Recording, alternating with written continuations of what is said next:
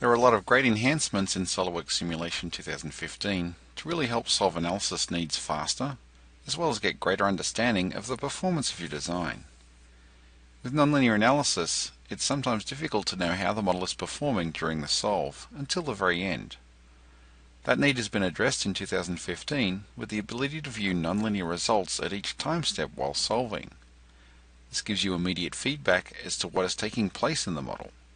So it's easy to see if there's a problem or identify if something's not correct, and stop the calculation and correct it immediately, instead of having to wait until it completes. This can be a huge time saver in addition to providing immediate feedback on the progress. It's been a challenge in the past to analyze models subjected to a large number of load conditions. In 2015, the new Load Case Manager makes it very easy to set up a large number of load conditions in a tabular format.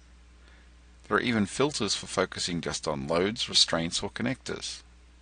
It's quite flexible and easy to modify with the ability to toggle on specific loads or restraints, as well as adjust the values of the loads to suit the load condition. For example, let's apply a torque load to the bracket.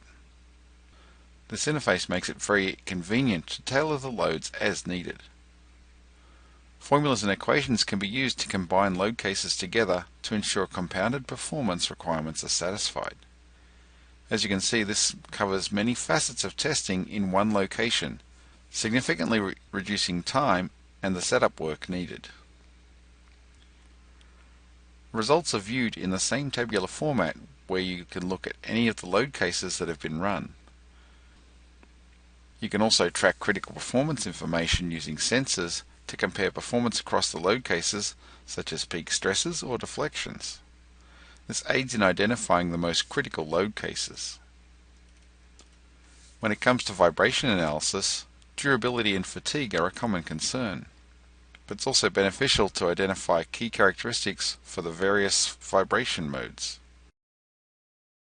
This is in addition to our response frequency graphs we have, which don't give us the insight we need into the key contributions for our different components.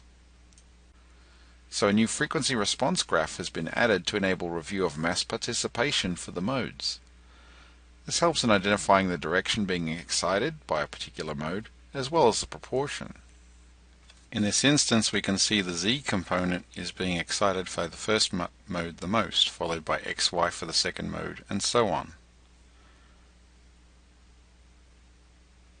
We can also adjust to look at the cumulative mass participation to show over all of the modes the cumulative amounts combined. So we can see for the Z component, the first mode is the key contributor. Fatigue studies now support loads from random or harmonic vibration analysis.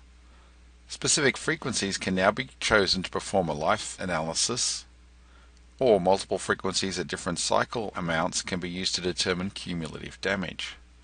This is a great way for verifying the durability of your design.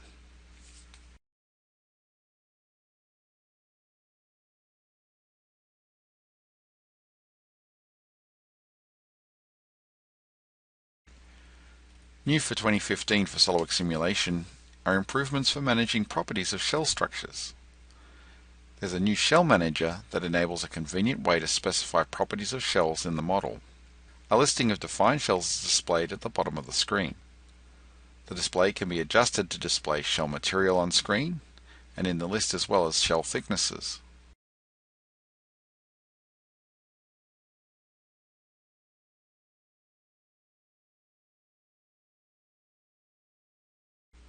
The thickness of selected items can be previewed in 3D on screen to ensure the offset option is correctly set for each shell.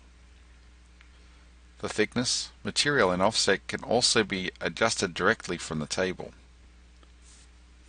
In the left column is a groups category. The power of using groups is being able to assign uniform properties to multiple surfaces. So for example, we modify the base lateral thickness, then that applies to all the surfaces in that group. This saves an incredible amount of time in manually adjusting each surface one by one.